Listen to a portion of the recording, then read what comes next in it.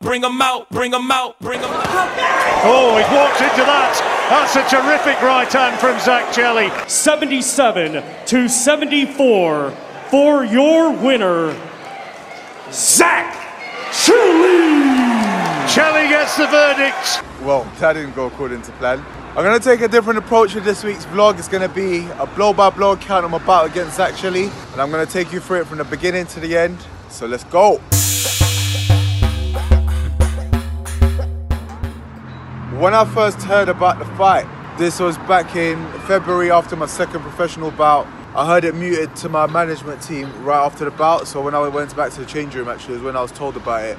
Immediately, I was happy to take the fight because I came into this game to make statements, to compete, find out where I'm at, but to get to the top. And I always thought, and I still do, that Zak Chelli is a good test for me to showcase my skill and my talent. Obviously, we got it wrong on fight night, but the reasons behind that, which I'm going to cover. Then following on from there, when I was boxing in June, and his manager took a picture of me in the ring and tweeted it saying Zak will have his way with this guy. So I sort of thought, well, if you want the fight, we're on the same promoter, I'll do something to make it happen. And then in July, the fight was finally made. We couldn't announce until Yard's opponent was confirmed for the show for October. Comments being floated around with that Yard's opponents keep pulling out. Because of that, the show couldn't be announced. But either way, training must go on. So I started camp. You know, I went up to Sheffield to the EIS, English Institute of Sport, where the GB team trained. Got some quality sparring there. Studied Zak. You know, sparred the likes of Charlie Duffield, who's a big puncher. Studied the likes of Andre Sterling, who boxed with his hands down, quite awkward. Again, explosive. And a number of other people. And, you know, I just did my due diligence like I do for every fight and every camp. So making sure camp is on point is always a priority. But this time round, I really felt like for such a big fight with two undefeated fighters, prospects, there needed to be more attention. So I took it as an opportunity to ramp up my marketing, my PR, and also just to flex my marketing guns, you know, to generate general interest for the fight. I think I've done a good job at that, you know, like the videos, the comparisons between Zak and Chris Eubank. I mean, you got to see the comparisons there. Going to Westfield and Stratford, asking strangers about the fight, and you know, if they thought that I was crazy for fighting Zak, with a highlight reel video of him knocking people out. It went well. It was well received. A lot more people got to know about the fight as a result. And I just gave people talking points, you know, to pay attention to what was happening. I thought that was very important. But at the same time, I felt that Zak wasn't pulling his weight. I think his team were trying, but the job they were doing wasn't generating interest. So I tried to ramp things up and, you know, rattle them a bit just to get them a little bit more engaged. In the process, I ended up offending his dad and offending him. But again, that was never my intention. You know, I'm quite respectable of a person, but the fight needed to be sold. And one of the things that wound me up was when we had the public workout, the media workout at the Peacock, which I trained at the time, but you know, they didn't turn up, and I thought that, you know, we needed to make the most of this. And I had sparring that same morning. I had a circuit straight after, and I still made sure I was at the gym for the public workout and gave a good account of myself. So, you know, Zak's dad was offended that, you know, I called Zak a dickhead. He calls it a swear word. I don't, especially not in today's day and age. But that is what it is. But the fight still needed to be sold. People needed to know what was happening, and I couldn't afford for it to fly under the radar. I got the sense that I might have to bring some spice to the presser, and that's exactly what I did. You know, I turned up, rocked up in style, pulled up in the Lambo, my boy Mike Hudson at Bitstocks, my new sponsors or partners. We're gonna do some exciting stuff together. But yeah, rocked up, you know, shades on, suit on, the full shebang, ready to go, ready to rattle Zak, ready to get his dad engaged. It was always a plan to get his dad involved because I knew that that was gonna draw a lot of attention to our fight, and I think that was successful, that happened. It's actually directed at Zak Senior. You consistently brag about your son being the best super middleweight in Great Britain. So I just want to know, after I beat your son, would you recognise me as the best super middleweight in Great Britain? A lot of media put some content out about that. Frank Warren himself put some content out about that. And you know, that drew more attention to the fight. And that was always what I was trying to do. The showman that I am. There's so many cameras in the room, I can't resist. I had to perform. I've got a sense for Zak. There wasn't too much to read. It was more, you know, Zak was like, he had his game face on, his business face on. You know, he was keeping his answers short and stuff. And I respected that, and I knew from then this is going to be a good fight. After that, I went and checked into a hotel, which is something I always do. I think it's professional. Minimises the chances of anything going wrong. So it's things like getting into arguments, it's petty little things, or the house getting cold. And I think for me personally, maybe issues getting to the venue, checking into a hotel just gets me into that zone where, okay, it's crunch time. I know this business time now. For me, weighing day signifies the official end to camp. So you've done all your hard training, you jumped on the scales, and now you can eat what you want, how you want, as much as you want. And that's exactly what I did. I made weight easy like I always do. And that was that. But I was also looking to this weigh-in because it was an exciting day for me for more than one reason. It was the same day that I announced my partnership with BitStocks, which is an amazing firm. Go check them out. BitStocks, it's a cryptocurrency investment firm, but also with ethos on helping the world become a better place by way of helping as many people as possible live a better quality of life, which is something that sits well within me. It's something that I'm passionate about. I'm quite philanthropic. I always donate money to charity. You know, I've done charity work in the past. I worked for a charity 9 years plus. So this partnership is something that means a lot to me. And like I mentioned earlier, I'm really looking forward to the great work that we're going to do together. And you know, I love the CEO, he's a good friend of mine, and I just love the company and the brand and what they're about and how they execute what they do. They're always about changing the game, which is what I'm about. They're always about being original, being themselves, leading a pack, and again, that's what I'm about. So it's a synergy that works seamlessly, and you guys are going to see some great stuff from us, man. Fight day arrives. Fight day, another exciting day. I'm in gladiator mode, I'm ready to go. This is the day. Everything about today is about fighting. It doesn't matter if I ignore anyone's messages, it doesn't matter if I don't come across pleasant to anyone, but I always do anyway. You know, it's all about fighting, it's all about being that warrior and a gladiator.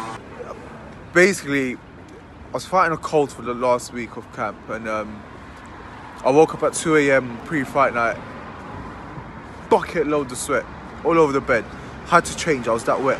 I could have strained the sweat off the clothes. And the first thing I did in the morning was I messaged my coach saying, look, I've got feverish symptoms, been sweating all night, but we're still boxing tonight, we're gonna win. I just need some advice on what you think I should do to be well. And he basically said, have a cold shower, keep your neck warm, keep your shoulder warm. So I did that. But anyone who knows me knows that I love a hotel breakfast. So I wrapped up warm, got a hoodie on, the full shebang, went for breakfast, and immediately I started to feel slightly better, and through the day I just managed, took some paracetamol and stuff. And this is no excuse because it had nothing to do with the performance that I put on. I'm just saying it just because I'm talking you through what happened on fight night. Then we get to the venue and all breaks loose. Hit the fan, which meant that I ended up having about 3 minutes to warm up in before getting into the ring. So anyone watching the fight will see that I got into the fight quite dry. And coincidentally, that meant that I spent the first 2 to 3 rounds of the fight just trying to warm up. If you watched before the fight started, I was doing a lot of jumping, and that's because I was just trying to warm up as quick as possible, get some sweat on. I'm doing what I could to make that happen. Wasn't happening, I just felt dry. And I'm looking across the ring and Zak's there pumped, looking at me. His eyes are like just piercing through me. I can see all the sweat dripping off him, like his blood's flowing. I was like, I really got to take my time here. So yeah, I spent the first couple of rounds just like trying to dot around the ring as much as possible. I was like, it's an 8-rounder, even if I give away the first 2 rounds, better boxing than Zak, I'll be able to stick it on him after. So I came back after the first round, asked my corner, how did you score that? And they said, it's very close, just keep doing what you're doing. So I thought, oh, well, you know, there's a good chance I've got that one. And then by round 3, I started getting into it. And I knew I was getting into it because obviously I was catching him with shots. At first he was countering me, but I adjusted so he couldn't counter me. Going on from there, Zak started talking to me and he was like, Ahan can't hit me, but I know I'm hitting him. And him doing that made me realise more that obviously I'm doing something right and I'm getting to him. So I thought, I'm going to stick it on him and I keep doing this. But then I started talking back. I'm not one to be out-talked, as you guys probably know and you can tell. So I just started saying to him, listen, I was going, you're in here with a grown man now.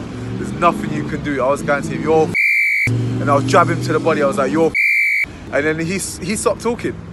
So anyway, carried on boxing and we kept on going on, jabbing to the body because he's dropping his head down to the right. He's dropping his head below the waistline, which is making it very awkward. Referee's warning me for hitting the back of his head, but that's because he's dropping his head below the waistline. What more can I do? Then round 6, I was getting into my mojo, moving, making funny gestures with my hand, which look like funny gestures, but there's a lot of thought process behind that. You know, good footwork, dotting about, picking him off. And then I came in at one point with a 1-2 combination. And it was really sloppy of me because my balance is everything. So the 1-2 was the left jab, right cross. And when I threw the right cross, my right leg came in with me, which meant I was off balance. And coincidentally, at the same time, he's thrown a right hand over the top and he's caught me about there. And he's caught me about there going downwards. And it was just the impact of the shot more than anything. Like, I wasn't hurt, but the impact of the shot sent me back, and I needed to catch myself, but I couldn't get my leg back behind me quick enough. I remember trying to get my leg behind me, but at the time I was trying to lift my leg, my hips are already sunk and my knee has already dipped a little bit into the impact coming down, so I couldn't lift my leg in time. And I remember just thinking, I'm gonna go down here. And as I went down, I sort of just laughed out of embarrassment, like, God, no, this is happening. So like, I got up straight away, fine, you know, legs are strong. And I went on to do the rest of the round really strong. So that was round 6, I'm like, whoa, I've been knocked down now, I've got to come on strong. So in the corner, coincidentally, the corner were like, yeah, like, just start walking him down now. So I had a really good 7th round walking him down. The crowd's yelling out, chanting, Umar, Umar, and then I could feel it. And you know what, I never thought boxing at home was a thing until that 7th round, because when I heard the crowd go, Umar, Umar, it did something where like it just gave me another gear of energy. And I was just walking him down, and I remember in that 7th round thinking, just stay in one place. I have a doubt, well, I wish I had 10 rounds, but I didn't. Yeah, so, you know, the final bell goes, I'm celebrating, I think there's a good chance I got this one in the bag, waving at the crowd and whatnot, and an announcement comes in. When I heard 77, 74, for some reason I thought I had it. Obviously at the time I wasn't counting for the knockdown. When I heard that, I should have just thought, with the knockdown, that's probably for him. But I heard 77, 74, and I was like, yeah, I think I got this, I think I got this, and then they called his name, and I was like, wow, I actually lost. That was hard to swallow. I was just like, yo, like, this happened. Straight away, I just thought of the things that happened backstage, where I had 3 minutes to warm up without making excuses, but it played a major part in the fight. Anyone who's watched the fight would admit that I started very slow, and 3 minutes to warm up would do that to you. So straight away, I was just like, well, things need to be sorted out, things need to be fixed. I've got to move from this spot right now, but I'm going to finish this video, and in the next bit, I'll tell you what happened after the fight, what needed to be fixed, how I'm going about fixing it, and what's going on. Oi. Right, so I had to dip out, get to the boxing, go support my boy Dan Aziz. He's done the business. Oi. Well done, Dan. You know, post-fight, I'm a solution-orientated type person, so rather than dwelling on what has been, I'm focused on solving what went wrong and, you know, how to solve issues going forward. And first thing I've done is, obviously, I've honestly reflected myself. I watched the fight back, which is why I'm not arguing with the ref's decision. I'm accepting that. I think that the first thing you need to face is your ego, and once you face that, you can face anything. So I'm now focused on fixing things. I've got some advice from, you know, experienced, clever and wise people, taking a lot of things on board. I've reviewed things with my team. Now, I share a lot of things boxing-wise with you guys. I share a lot of things promotional-wise with you guys. I'm a very open person. But when it comes to sensitive topics in private, I think it's best to keep your dirty laundry indoors. Not going to go into what exactly has happened in-house, but there are a lot of changes being made and a lot of things being adjusted for the better. In due time, you guys are going to know what changes those are. And I'm quite excited, actually, for what's to come. I feel like, you know, what's happened has been a blessing. It's been something that's helped push me forward. It's something that's helped me, forced me to make decisions I was hesitating to make before.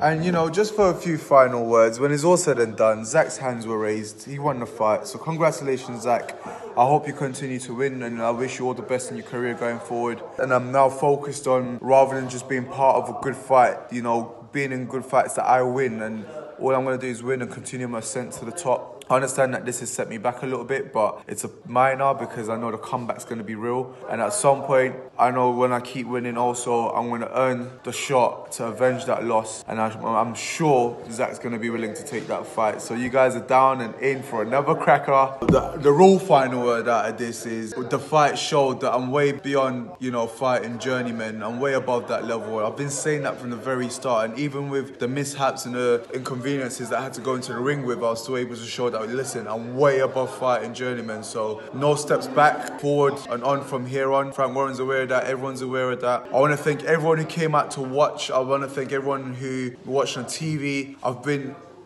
inundated with well wishes and congratulation messages and people who mean so well for me. And the truth is, a lot of times fighters talk about, or is a commonly known and spoken of thing in boxing, when you win everyone wants to be your friend, and when you lose no one wants to know you. But actually I've had the reverse. In defeat I've had more messages than I ever had whenever I won. Now that could have a lot to do with the magnitude of the fight, who knows, but what's certain is that the support has been unreal, and guys, thank you very much. I love you all. I've taken days to make this video because there's a lot that I had to solve, there's a lot I had to conquer, there's a lot that I had to address and fix. And you know, I'm now finally in a place where I feel good and I feel like I could genuinely make this video and show you guys what I'm genuinely feeling. So, and this has been my review of, you know, my first big step up in boxing. Didn't go quite well according to plan, but we learn, we address, we come back stronger, we come back better, and stay tuned on the journey because the Top Boxer's back on the rise, baby. So I'm not gonna say 2.0, but the things I'm working on, you're gonna see the Top Boxer you're supposed to have seen on the Fight Night on the 20th of October, and the comeback is real. Yeah, boy. Base. How low can you go? Death row. What about